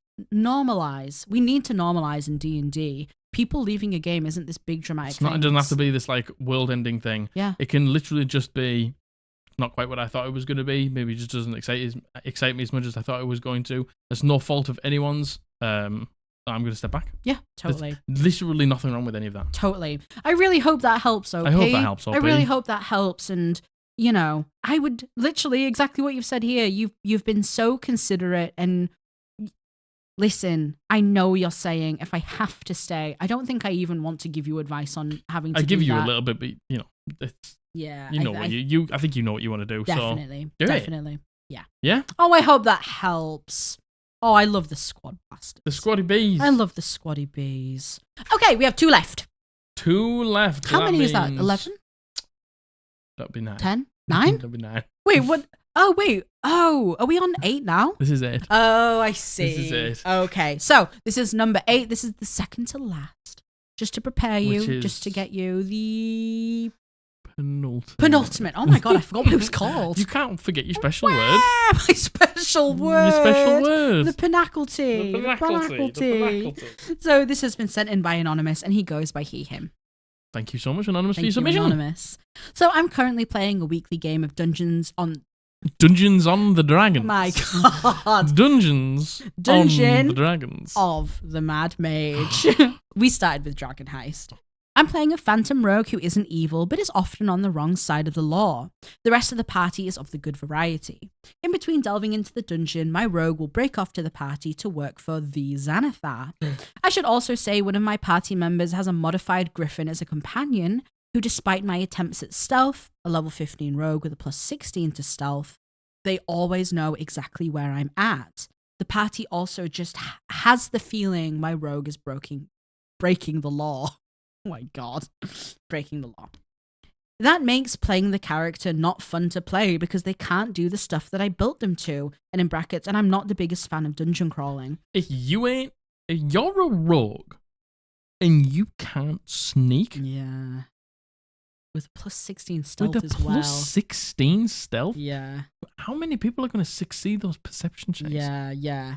I'm not sure what to do about this because I really like this character and I don't want to change them just to fit in, but I'm also tired of my stealth not mattering even when I roll high, in brackets, because they just know where I'm at. What would your advice be for this situation? I enjoy playing with this group most of the time and I don't want to make anyone upset. So it's the other party members who know. Yes, so I think it has something to do with the Griffin who's able to... Although, to be fair, he says the party also just has a feeling my rogue is breaking the law. And So- also, they just know where I'm at. So they're just metagaming. Yeah, yeah. And the DM's allowing it as well. Okay, then this is just a conversation you have to have with your dungeon master Totally. and simply say, I picked a rogue, I've got a plus 16 in stealth. If I want to break away to do anything just without the party there, Mhm. like, you gotta ask for a roll Yeah. because it feels real bad Yeah. for me to have proficiency. Yeah, Sounds like expertise. Which, again, he's built the rogue Yeah, for 100%. but that's what you build rogues, so you're good at stealth. Yeah. Like, that is that and sleight of hand. Yeah, They're yeah, the yeah. two things that you usually Yeah, totally. take a rogue to do. Yeah. So you just need to talk to your dungeon master. And, like, it's not fair on you. I want you to understand this. It is not fair on you for them to just know where you are. Like, if you were doing nefarious things and trying to steal from the party, then I wouldn't Yes. be defending you. Agreed. But if you're just trying to go and do nefarious things yeah. elsewhere, And you just break off to work for Xanathar. And Zanny T? I listen. You I break off to work with Zanny T? With the Zanny T. the Zanny T. You know, I think this is a perfect example of why it's so hard to play a character that isn't something good aligned in a party of good aligned characters. And unfortunately, there is so much stigma against the rogue who, like you said, isn't evil but is on the wrong side of the law. There's so much stigma against... Is that the word? Stigma? Astigmatism? What's the word? Astigmatism. We've done this before. No, you've done this before. Astigmatism is not the right word. Stigmatism. Astigmatism. A stigmata. No. A stigma. Stigma. God. The word is stigma. a negative connotation Also works. to rogues doing this thing. And how many times have we heard from horror stories, DMs being like, no, you can't play a rogue.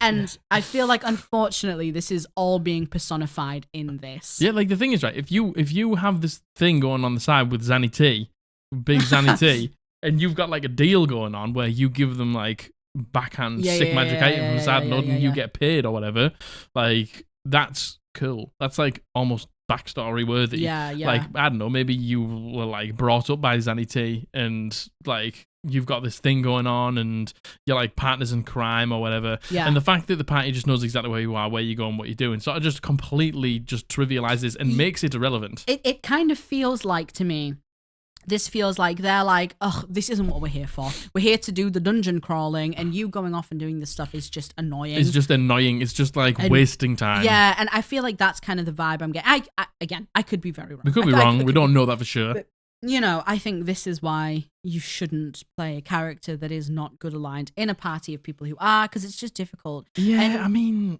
But, at the same time, your DM should not be allowing them to just know where you are. Just know where you are. Like, what I'm thinking is there a role going on here? Because you do say you have plus 16 to self. Like, surely there can't Ain't no rolling going on. They just know where you are. Like, I think, I have my own personal opinions on should you be sneaking away from the party to do these things. Me, personally, no. If I was playing with someone who was doing that, it would be annoying for me too. However, that is something that needs to be discussed at session 0. But that's you as a player. That's me that's me but personally. That doesn't mean that a group can function completely and utterly fine with somebody who likes to do that. Oh, completely. Yeah, you completely. do. Yes, you have to manage not taking up too much airtime, breaking away from the party and doing your own thing, because yes, it can, if everyone else is just sat there like waiting for you to get back, that can be annoying. If it's short and sweet, like maybe 5-10 minutes of you and Zanny T having this conversation. Yeah. And you dealing or whatever that you do with Xanathar. Like, that's fine. Yeah. Like, and as long as it doesn't drag on, then why does it matter? Yeah, no, I completely agree. In my campaign, we have, like, dream sequences. We have, like, monologue sort of stuff where it's just you and we're, like, the light's on you for this moment. Yeah. That's totally fine. Yes, if you're going off and it's going on for a fucking hour or something, then that's not okay. Like, I think, again, we don't really have the context to we this, don't, but the things we do have context to, I think you need to talk to your DM and just say, like, look, can you just not let them get away with this anymore? Yeah. Like, why are you enabling them to know this? And, like, if this is difficult for you as a DM, like, would you as a player, OP, would you be happy with maybe the party being involved in the deals with Zanny T? Zanny T? You know what I mean? Would you be interested in having it be a party thing? Yeah. Like, have it introduced in some way? Maybe they meet Xanathar. Yeah, and, like, it becomes a thing that we don't have to keep secret. Yeah. But, so it's like, but the thing at the same time is, it comes back to the age-old thing. Clearly, you want some more, like, in-depth, like, my dealings with Xanathar and this, like, cool thing that I do, and I, like, pop off to see Zanny T. And the rest of the group just want to fucking smash through dungeons. It's like, are you at the right table? Yeah. Are you sitting at the right seat? Absolutely. I think this might come down to you could potentially be with the wrong table, the wrong group. Yeah. But talk to your DM and tell them this. Tell them. Send them this. It's not fun for me. Yeah. I built my character like this. You as the DM approved my character and to my do backstory, this. imagine. So could we please, like, maybe make it role-based? Yes. Maybe not let them know. Which it should be. And to be honest, a lot of the time, stealth is passive perception Yeah, based because you don't know what's happening. I know. So... And that's why I'm wondering where the Griffin comes in. Like, maybe. Ain't nobody. Well, you never know. Some people can rock a 26 passive perception, True. But not that many people unless they've got observed. Yeah. So. Yeah. I talk to your DM and tell them exactly this. Yeah. And hopefully you can come to some sort of conclusion, and hopefully your DM will open up a conversation with the group and you can maybe voice how they're making you feel there. And it could be a case of you're just playing with the wrong type of people. Yeah. And again, I feel like that's such a huge theme through all of this, right? Yeah. You could just be playing with the you wrong could people. just be playing with the wrong people at the wrong table, baby. Yeah. I hope that helps, OP. I hope that helps, OP. That's so fucking annoying. So annoying. That's so annoying. That all would right. fucking... Oh, no. Oh, God, it would like, piss me off as well. I'm the sort of player who would get so fucking pissed off by that. Like, if I build my character to be good at something, and I'm like, oh, can I do this? And you're like, nah. And it's like... Why am I here then? What was the fucking point of me making a character then? Yeah. And I think, your DM allowed you to do that. Yeah. So your DM should allow you to shine.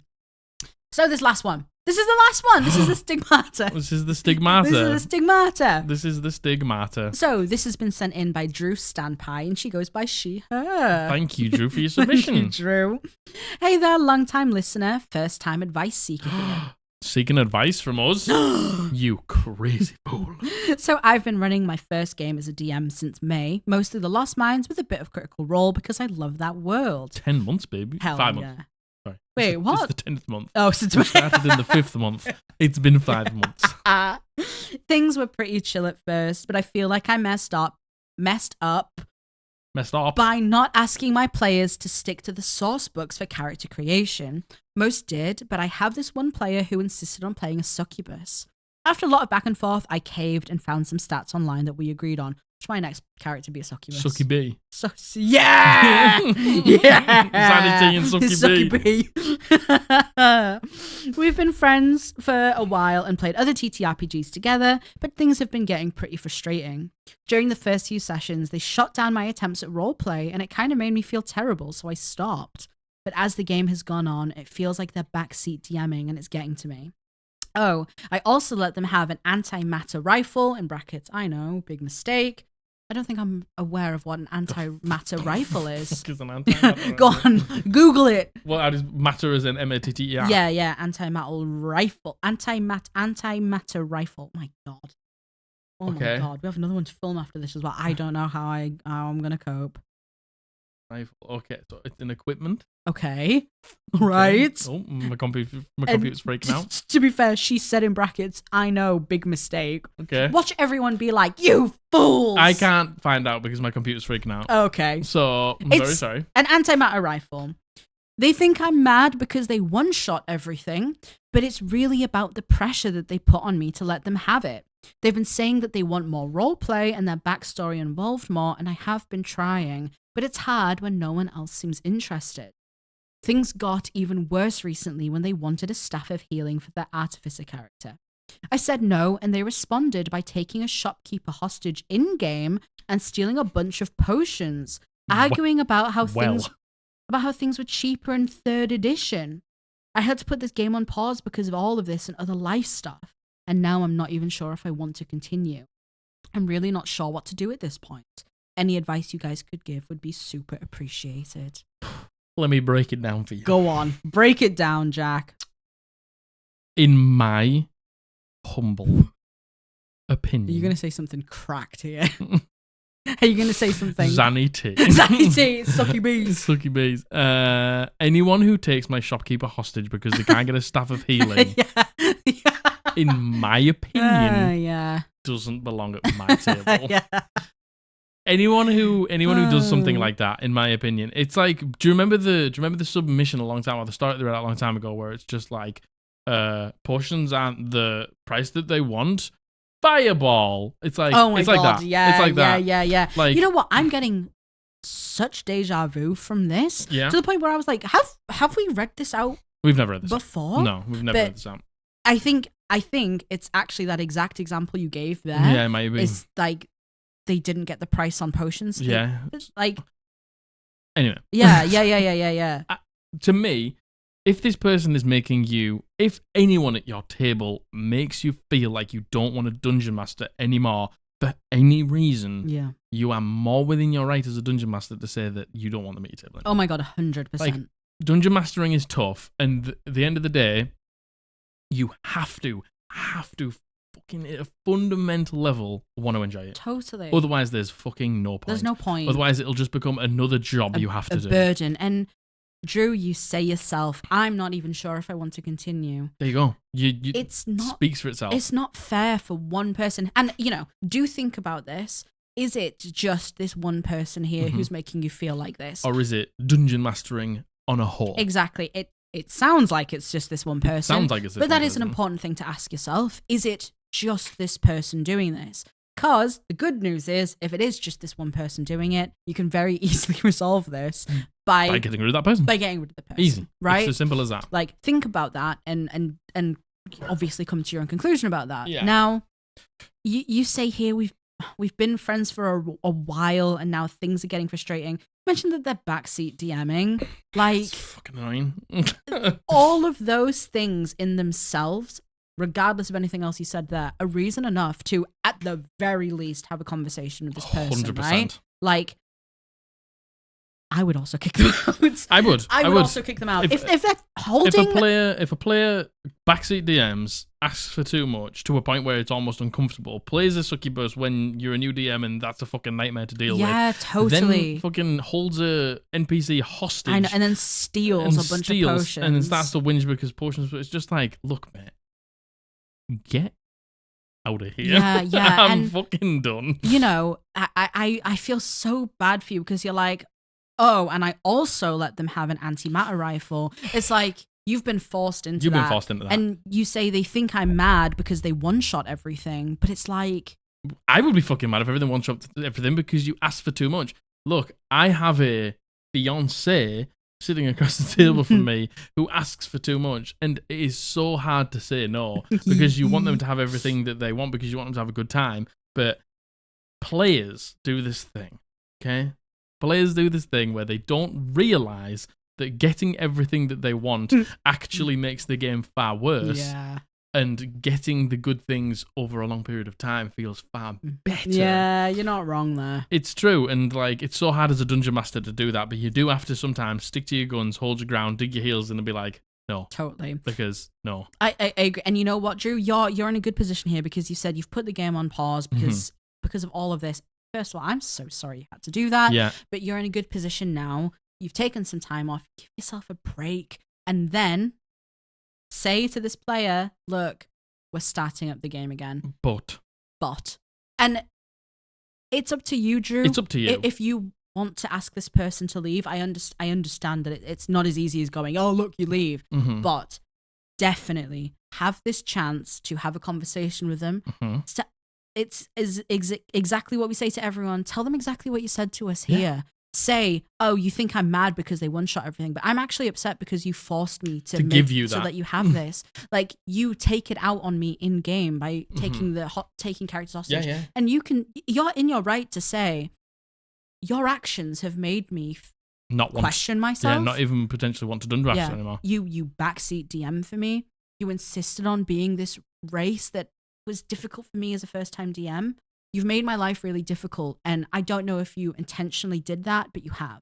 So I don't want you to come back. At this point, like, thank you for playing with me, and there's been obviously good parts, but we're going to part ways now. 100%. And it's as simple as that. Or you go, you listen to all of this, and we talk about it, and we agree you're not going to do it again. And if it starts getting bad again, then that's the point I'm going to ask you to leave. Yeah, and I think sometimes a lot of these advice submissions are you just wanting us to say, it's okay, what you're feeling is right. Which it is. Just hear it from me, the Dungeon Master of the podcast here. You are well within your right to feel this way about a player that's making your life difficult. Because I've said it before and I'll say it again, Dungeon Master, you have to want to do it. You have to have fun. You got to have fun. And if you're not having fun because of one specific person, then that person's got to go. Yeah. Because at the end of the day, if you're not having fun, you're just wasting your time planning. You're wasting your time turning up. You're dreading it. Yeah. You're thinking about it all the time, but not in a good way. Yeah. And that isn't what we need. Can't be fun for the other players too. No. Your other players, well, I mean, again, this is me putting words into their mouth, but your other players as well. Do they enjoy having to deal with this? A NPC getting held hostage? This person one-shotting everything? You know what I mean? That never usually feels good for players. No, exactly. We don't know. But exactly. So there you go. I'll just let you know that you're well within your right to feel this way about this player. I would absolutely kick this person out. I would. Absolutely. And there you go. I would, but have that conversation, and it's up to you if you want them to leave. If you don't, set the rules. Make it real clear where you stand. The rules. The rules are the rules, and the facts are the facts. When Drew Stanpai sets the rule, you gotta pay the tax.